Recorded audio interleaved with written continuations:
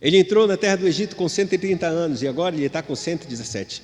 O final do capítulo de número 47 diz que ele já estava pressentindo a sua morte. Não exatamente na hora que ele chegou. Quando ele viu José e o abraçou José e choraram muito. Não. O tempo se passou, passaram-se 17 anos, ele vai morrer com 147 anos. E esses 17 anos que se passaram, ele nesses 117, ou melhor, 147 anos, nesse ano em que ele vai morrer, ele sente que a morte está chegando. E quando ele sente que a morte está chegando, é a primeira vez que ele chama José para vir até ele. E chama José para ir até ele, e José vai. E quando José chega até ele, a Bíblia é clara que Jacó diz para ele: eu estou indo morrer, mas eu quero que tu me prometas uma coisa. E José diz: fale, meu pai, o que o Senhor pedir, eu farei para o Senhor.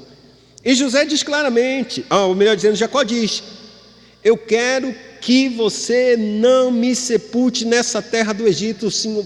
Você é o governador, você tem autoridade, mas me promete uma coisa, que tu, quando eu morrer, levará o meu corpo e me sepultará na terra e na sepultura onde estão o teu pai, o teu avô, Isaque, e o teu bisavô, Abraão, na caverna de Macpela. Aí José disse: prontamente, esse é o seu desejo? Assim é. E então Jacó diz assim mesmo: não é assim. Você vai me jurar que vai fazer isso. Coloca a tua mão debaixo da minha coxa. E colocou a mão debaixo da coxa, porque era assim que eram os rituais de juramento que se fazia no Antigo Oriente.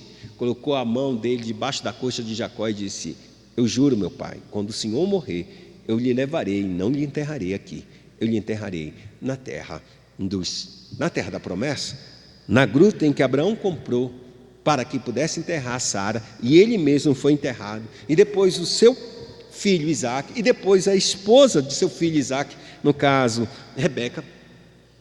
E agora Raquel, ou melhor dizendo, Lia, já havia sido enterrada por Jacó naquela caverna. Agora Jacó está no Egito, mas Jacó disse: eu não vou ficar aqui, tenho que ir para lá. É lá onde Deus comprou o nosso quinhão, e é ali que eu tenho que ficar. Pois muito bem, passou essas coisas, ou seja, naquele mesmo ano Jacó vai morrer. Ele pressentiu que a sua morte estava chegando.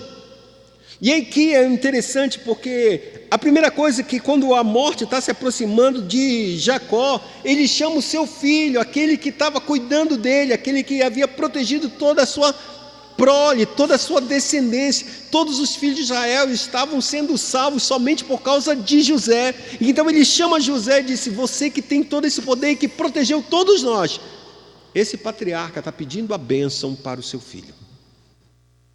Passado essas coisas, naquele mesmo ano, a Bíblia é clara que Jacó adoece. Então essa enfermidade mostra-se que realmente vai ser o fim de Jacó. E então, passadas essas coisas, disseram a José: teu pai está enfermo, de maneira que, para vocês entenderem, a região de Gósen estava assim muito mais em cima, mais no norte. Israel, o centro do palácio estava mais para o meio, na terra do Egito. Ou seja, a distância entre um ponto e o outro era bem grande. E como José, ele era o governador do Egito, ele não estava indo na casa do seu pai toda hora, todo momento, todo tempo. Então, o dia que Jacó pediu para ele vir, José rapidamente foi. Depois não foi mais. E continuou seus afazeres. Assim é a vida, amados.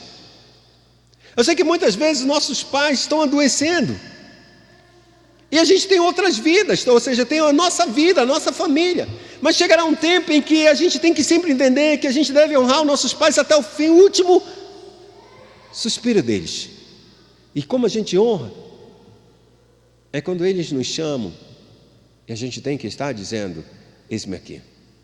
Sabe que é uma coisa interessante em todas as histórias dos patriarcas? É que em todo tempo em que Deus chama cada um desses homens, esses homens estão para Deus e estão também para as suas famílias. No momento mais difícil da vida de Abraão, quando ele vai oferecer a Isaque, a Bíblia declara que Deus chama Abraão e ele diz: eis-me aqui.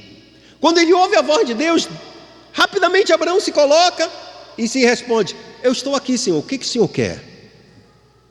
Oferece teu filho, teu único filho Isaque, no Monte Moriá, naquele monte que eu vou te mostrar. A Bíblia declara que caminho de 3 dias ele caminhou com Isaque e foi até esse monte. Ao chegar naquele monte, ele deixou os seus servos com os jumentos e pegou e disse: vai eu e o meu filho subir e depois nós voltamos a você. Vamos adorá-lo e depois nós vamos voltar aqui. Então ele pegou a Isaque, colocou sobre a lenha nos ombros de Isaque e subiram o monte. Isaque faz uma pergunta: meu pai Abraão? A resposta de Abraão qual é? Eis-me aqui. O que eu estou querendo dizer com isso? É que quando a gente está disposto a viver diante de Deus, a gente tem que estar disposto também a ser presente para a nossa família.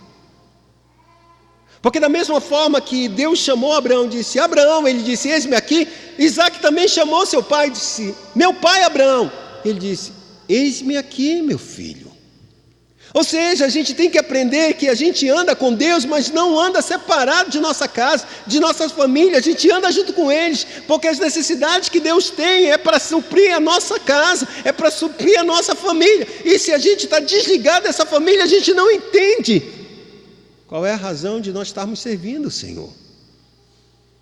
Por isso, a Bíblia declara que quando Jacó ele adoece, um dos seus irmãos, algum servo, foi até o palácio e dizia: o teu pai está morrendo, o teu pai está doente.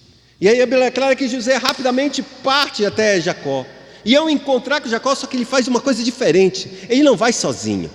A visão, por quê? Porque não é Jacó que está chamando José, é apenas um aviso: diz, olha, teu avô está indo, teu avô está doente. Ele já havia falado logo no início que seu pai estava pressentindo sua morte, e por isso estava pedindo para ele. Disse: olha, prepara, porque quando eu morrer, tu não vai me enterrar aqui, tu vai me enterrar na casa ou na terra dos meus pais. E então José, ele entende isso, e sabe o que ele faz? Ele pega os seus 2 filhos e disse: vocês vão encontrar agora com teu avô, porque ele está morrendo e é provável que a bênção que ele venha a dar é agora. Porque assim aconteceu com todos os outros patriarcas. Quando estavam perto da sua morte, eles passaram a promessa de Abraão, ou seja, de Deus, que havia passado a Abraão, passava o bastão para o seu próximo filho. Recebeu assim Isaque na sua morte. Deus confirmou e entregou também para Jacó. E agora Jacó está na sua vez, ele está na hora de partir. E para quem virá, ou para quem irá, será a bênção de Abraão, a bênção de Isaque e a bênção de Jacó? José, ele acha que será para ele. Então o que é que ele faz? Ele pega os seus 2 filhos, que havia nascido na terra do Egito, e parte junto para a casa do seu pai Jacó. E a Bíblia diz claramente: então José tomou consigo seus 2 filhos, Manassés e Efraim. Avisaram a Jacó: eis que José, teu filho, vem ter contigo. Esforçou-se Israel e sentou-se no seu leito. Jacó já não tinha mais forças. A Bíblia declara que os seus olhos já não conseguiam ver, tipo assim, muita catarata. Ele via vultos, ele reconhecia certas coisas, outras coisas não reconhecia. Ele não conseguia perceber claramente. Assim como seu pai, que havia ficado cego na sua velhice, Jacó está na mesma situação. Ele vê muito pouco, é como se fosse vultos na vida dele. Mas isso nada o atrapalha e nada o atemoriza. Então, a Bíblia declara, ele só sabe uma coisa: ele se ajeita, se apruma em toda a sua dor, em toda a sua fraqueza, porque por causa da velhice e por causa da doença, ainda assim ele se levanta, se ajeita na cama, se senta na cama e diz: agora manda chamar José, manda ele entrar. E aí quando José entra, a Escritura diz assim mesmo: disse Jacó a José: o Deus Todo-Poderoso me apareceu em luz na terra de Canaã e me abençoou. Amados, existe uma coisa que é fundamental nas nossas vidas: o que te dá força para caminhar? O que te dá força? Porque passar por momentos de crise, e dores, e aflições e enfermidades podem nos fazer abater e ficar na cama.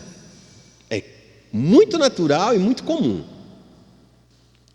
Então, quando chega uma pessoa até nós, e no caso era José, saudável, poderoso, cheio de saúde, cheio de vigor, cheio de recursos, cheio de tudo, Mas José não tinha o que o seu pai tinha. E o que é que o seu pai tinha que José não tinha? A promessa de Abraão estava sobre Jacó, e era ele que deveria abençoar, e não José que vai abençoá-lo. O máximo que José pode fazer é abençoar com coisas físicas o seu pai. Jacó, ele vai abençoar com a bênção de Deus, com a vida espiritual da proteção da família patriarcal, família essa separada desde o Gênesis. Gênesis que eu falo desde o Éden. No início, quando Deus separou do descendente dessa mulher, ele vai esmagar a tua cabeça, serpente. Sim, um descendente dessa mulher. E o descendente dessa mulher passou de Adão até chegar a Jacó. E agora Jacó, ele tem que passar essa promessa também. Então José, ele sabe disso. Ele traz os seus 2 filhos, porque se ele receber a sua promessa, logicamente vai chegar aos seus 2 filhos, ou um dos 2. Um será o primogênito. E aqui a história é interessante, é porque Jacó, ele se apruma e ele não permite que José venha consolar o seu pai. Você já chegou em pessoas que estão extremamente doentes, enfermas, passando por terríveis situações, e sabe o que você faz? Quando você chega para lá, é ela que te consola e não é você que a consola. Por que isso acontece? Porque Jacó, a sua força procede de Deus. Ele sabe que a estrutura dele vai definhar. Ele sabe que a doença o define. E que aos olhos das pessoas é muito fácil a gente se emocionar. Poxa, tadinho. Poxa, o que a gente pode fazer por ele? Jacó não pensa assim. Ele sabe que ele já viveu. Ele sabe que Deus já andou com ele.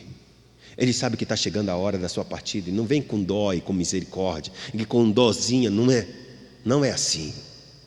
Eu já vivi, entreguei a minha vida para Deus, agora eu vou me colocar e vou fazer o que Deus sempre me chamou, entregar a maior bênção que eu tenho guardado no meu coração, a promessa de meu pai Abraão, Isaque, agora que é em mim, vou passar para o próximo. O bastão está sendo passado. Essa é a força que Deus quer que nós tenhamos na vida da igreja. A igreja passa aquilo que ela lhe dá, aquilo que ela tem recebido de graça da a fé que nós temos em Cristo Jesus é a única coisa que nos sustenta, amados.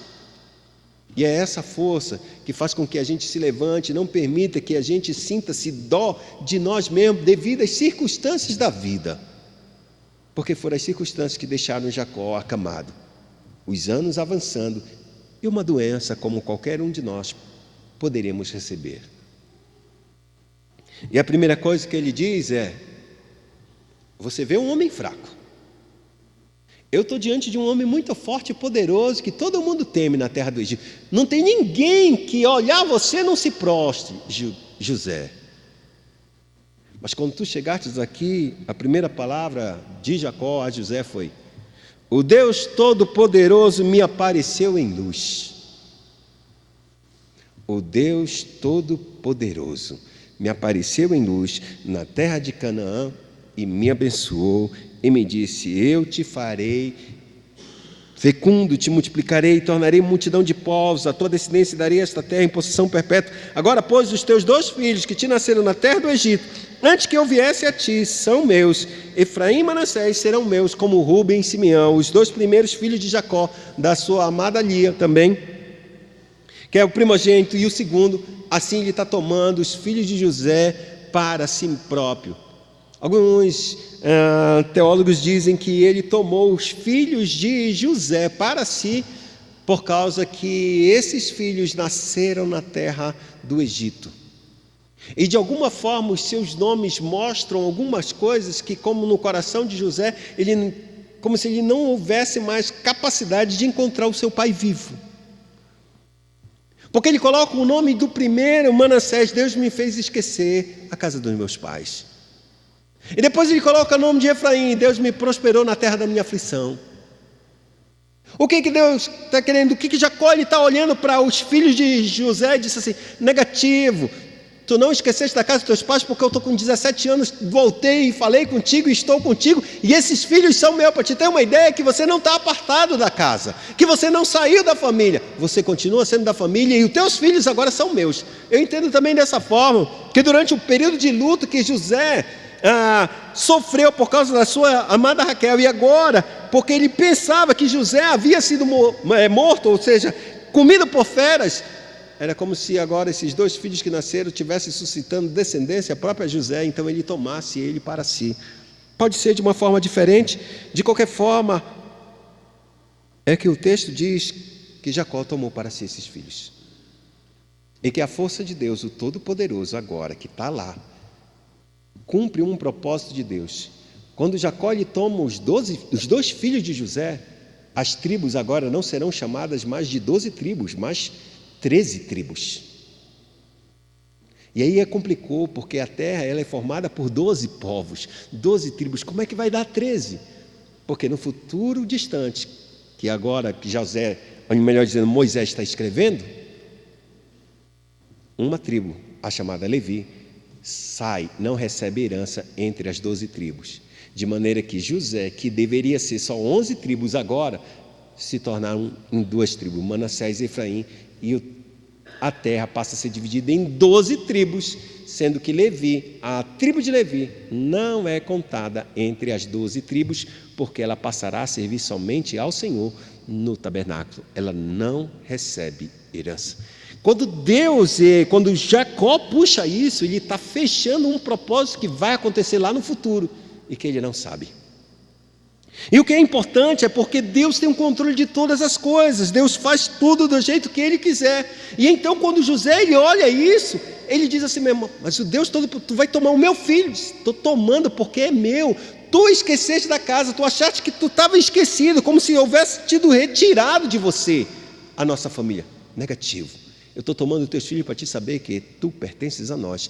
E quando Israel falar que foi vendido teu filho, teu pai, como escravo, os teus 2 filhos vão mostrar: você sempre fez parte dessa família.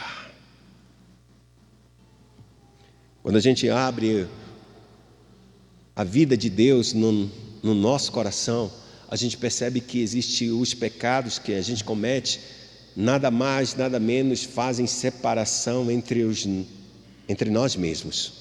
Não somente entre Deus, mas entre nós. Criamos muros de separação, de divisão. E quando Cristo vem realmente e perdoa os nossos pecados e a gente resolve as coisas, a gente traz um muro, e esse muro vai abaixo, dissolve, e a gente volta de novo a uma comunidade e unido. E é não somente essa comunidade unida que Deus está nos mostrando aqui nesse texto, Ele está mostrando exatamente que a gente aprenda a tomar decisões certas que vão fazer exatamente esse muro ruir e nunca mais se levantar entre nós. Então José toma os seus filhos não são pequenos, já têm por volta mais ou menos de 20 anos de idade esses pequenos. Eles se aproximam do seu pai, faz um ritual que é comum no Oriente Antigo, que a gente pode dizer, que o seu pai os filhos são colocados no joelho do seu pai ou no colo do seu pai, mas como um mamanjão vai colocar um pai que está todo definhando um homem de 17, o outro mamanjão de 20, como é que vai colocar no colo? Não, eles se prostraram e ficaram próximos ao joelho do seu pai. E quando ficaram próximos, o pai, o Jacó, o abençoa e toma ele naquele ritual, que agora eles estão sendo adotados para a família. Agora Jacó não tem somente o que a gente poderia chamar de 13 filhos, tirando a Diná, 12 filhos, ele passa a ter 13 filhos. E Jacó, aí é interessante porque ele faz um relato dizendo assim mesmo: eu vou te dizer mais, porque eu estou tomando esses teus filhos? Porque Deus me tirou a tua mãe, que eu mais amava, no caminho de Efrata, ela morreu, quando estava dando a luz para o teu irmão Benjamim.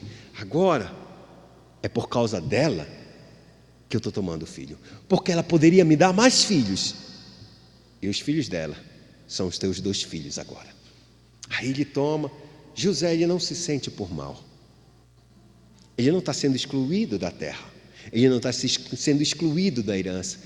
Deus está acrescentando sobre ele uma herança. Agora, o que Deus está fazendo com José é precioso, porque o primogênito que Deus está dando que está mostrando para José é que ele está tirando Rúben da primogenitura e passando a José como primogênito, mas no sentido da herança e da bênção, e não da bênção de Abraão, Isaque e Jacó. Ele concede fazer isso, a bênção de multiplicação, de provisão, de coisas grandes. Você consegue entender? Quando Deus chamou Abraão e disse para Abraão uma coisa, disse: Abraão, tu vai ter um filho. Gênesis capítulo número 17. E aí Abraão disse: poxa, mas eu pensei que era Ismael que seria o meu filho. Disse: negativo.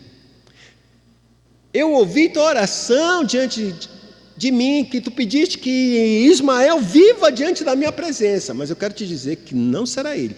Ele será uma grande nação, porque ele procedeu de você. A bênção minha vai estar sobre a vida dele, mas não será a minha escolha, será Isaque. E a Bíblia é clara que Ismael se tornou numa grande nação. 12 nações, 12 povos vieram. Ou seja, a bênção de Abraão estava sobre a vida de Ismael, mas não a bênção daquela que era a linhagem do Messias. Não será por essa que virá o Messias pela linha de Ismael, mas será pela vida de Isaque. Da mesma maneira, Deus está trazendo algo precioso para a vida de José, como uma porção dobrada, como um primogênito, mas não como a descendência do Messias, que é a principal promessa que Deus tem nos dado. De maneira que Jacó ele não consegue dizer as palavras que Deus havia dito para ele e que Isaque falou da mesma maneira: na tua descendência serão benditos todos os povos da terra. Ele não diz isso. De maneira que agora, o texto nos diz assim mesmo: então disse Israel a José: eu não cuidava de ver os teus filhos, e agora eis que Deus me vê, não cuidava de ver o teu rosto, e eis que Deus me fez ver os teus filhos. José, tirando dentre os joelhos de seu pai, inclinou-se diante da terra e o adorou o Senhor, se agradeceu, porque Deus fez algo maravilhoso, e inseriu não a vida de José entre os 12, reatou, ele inseriu a descendência de José como o próprio filho de Jacó. Depois tomou José a ambos, a Efraim na sua mão direita e à esquerda Israel, e a Manassés na sua esquerda e à direita de Israel, e fez-lo chegar a ele. Mas Israel estendeu a mão direita e a pôs sobre a cabeça de Efraim, que era o mais novo, e a sua esquerda sobre a cabeça de Manassés, cruzando assim as mãos, não obstante ser Manassés o primogênito. Então, e abençoou a José, dizendo: o Deus em cuja presença andaram meus pais, Abraão e Isaque, o Deus que me sustentou durante a minha vida até este dia, o anjo que me tem livrado de todo mal, abençoe estes rapazes. Sejam neles chamado o meu nome e o nome de meus pais, Abraão e Isaque, e cresçam em multidão no meio da terra. Vendo José que seu pai pusera a mão direita sobre a cabeça de Efraim, foi-lhe isto desagradável, e tomou a mão de seu pai para mudar a cabeça de Efraim para a cabeça de Manassés. E disse José a seu pai: não assim, meu pai, pois o primogênito é esse, põe a mão direita sobre a cabeça dele. Mas o seu pai o recusou e disse: eu sei, meu filho, eu sei. Ele também será um povo, também ele será grande. Contudo, o seu irmão menor será maior do que ele, e a sua descendência será uma multidão de nações. Assim os abençoou naquele dia, declarando: por vós Israel abençoará, dizendo: Deus te faça como Efraim e como Manassés, e pôs o nome de Efraim diante do de Manassés. Depois disse José: eis que eu morro, mas Deus será convosco, e vos fará voltar à terra de vossos pais. O texto ele vai terminar que depois que Jacó adota os filhos de José, Jacó agora ele quer abençoar, partir para a bênção final, a sua morte, porque aqui vai terminar a vida dele. Então ele tem que determinar e passar a bênção de Abraão. E para passar ele diz assim mesmo: traz os teus filhos agora, coloca-os perto de mim, que eu vou abençoá-los. José ele prepara exatamente, coloca o primogênito na mão direita de Jacó e coloca o caçula na sua mão esquerda. Quando Jacó percebe isso, ele só faz isso assim. ele está cego, ele não vê. Um retrato dos 60 anos depois, provavelmente. Não, 40, 100 anos depois. Porque com 40 anos Jacó, ele foge do seu irmão. Acho que era 40 anos. 100 anos antes, Jacó estava usurpando a bênção de seu pai porque ele estava cego. O seu pai não sabia distinguir se era o seu primogênito ou se era o caçula. Quem tu és mesmo? Eu sou seu filho, Esaú, sendo Jacó. Chega aqui que eu quero dar uma cheirada em você. Não estou convencido, não. A voz me parece muito de Jacó. Quando ele chegou perto, ele sentiu o cheiro da roupa que a sua mãe colocou, a roupa do seu irmão, sobre ele. Disse, cheiro da caça. Deixa eu te dar um beijinho. Quando deu um beijo, a mãe tinha colocado uns pelinhos aqui, que Esaú era todo peludo e Jacó era careca. Tipo assim, todo pelado, não tinha pelo nenhum. Quando o pai passou a mão e sentiu o cheiro, esse é o meu filho Esaú mesmo. E o abençoou. Jacó também está cego. Só que ele faz uma coisa consciente. Ele cruza a mão. Olha o texto. 100 anos atrás, Isaac não era consciente de quem ele estava abençoando. E a bênção voltou atrás. Quando Esaú chegou e disse, meu pai, eu abençoei já o teu irmão e eu não vou voltar atrás. O que eu abençoei está abençoado e não sobrou coisa alguma para você. Se aquele que falou a bênção não era consciente e não pôde voltar atrás à primogenitura, imagine aquele que está dizendo conscientemente, um menor será maior do que o maior. Será maior, para que vocês tenham uma ideia, quando Israel ele sai da terra prometida, aliás, sai da terra do Egito. A junção dessas duas tribos, Manassés e Efraim, totalizava um período de mais ou menos 70 mil homens, 72.700. Depois de um ano, depois desses 40 anos que eles passaram, a população deles pulou para 85 mil pessoas. Aí disse, era um crescimento bem extraordinário. Quando Israel saiu da terra do Egito, essas duas tribos que Jacó ele vai falar que Rubem e Simeão, eles saem do Egito com 105 pessoas. 105, 107 mil pessoas.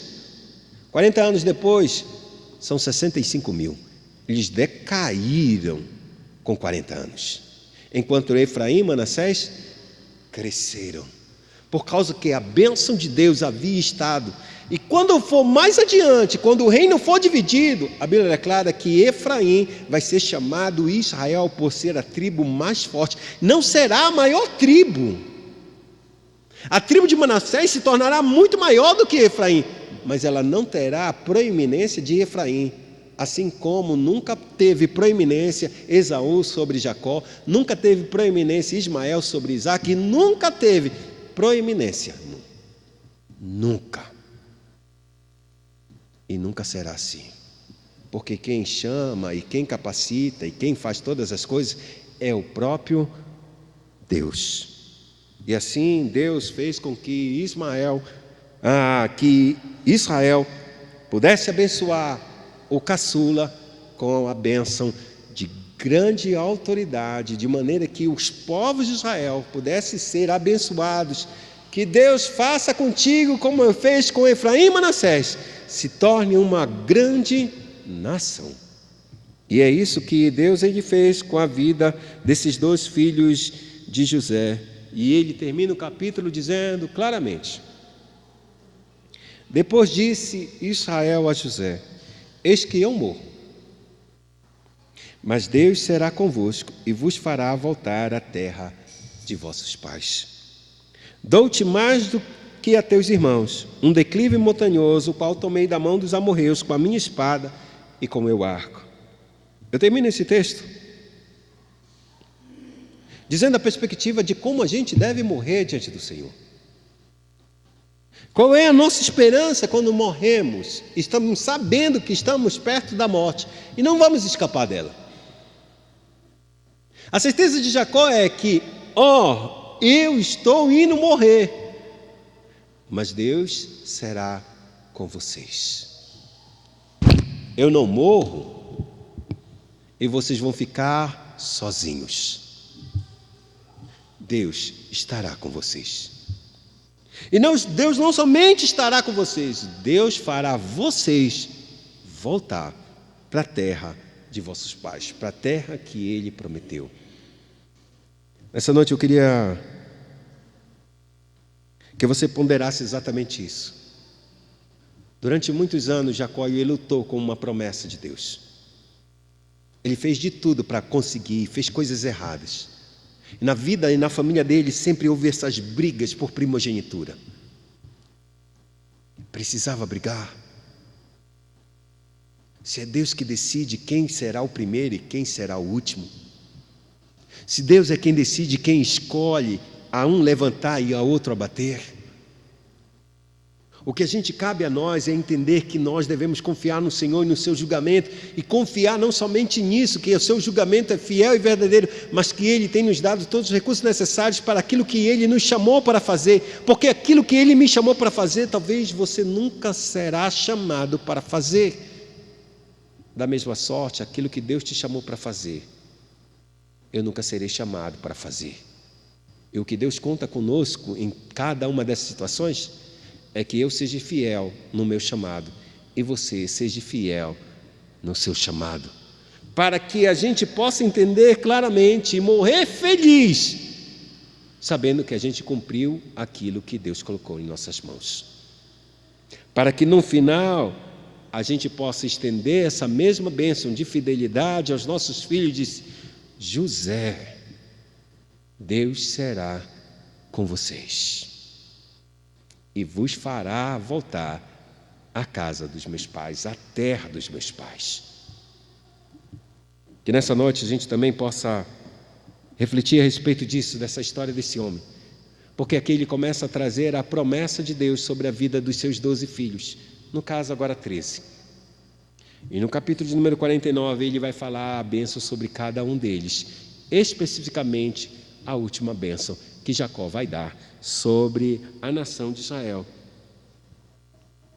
Queria que você inclinasse sua cabeça.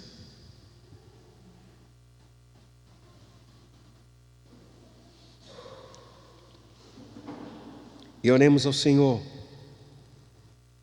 que a gente possa ser como um José, ou melhor, como um Jacó, melhor ainda, como um Israel que encontrou no Senhor sua luta, sua força, a sua graça, e confiou no Deus Todo-Poderoso durante toda a sua vida, para que a gente tenha a firmeza de indicar que o nosso Deus será com os nossos quando a gente partir daqui. Poderoso Deus,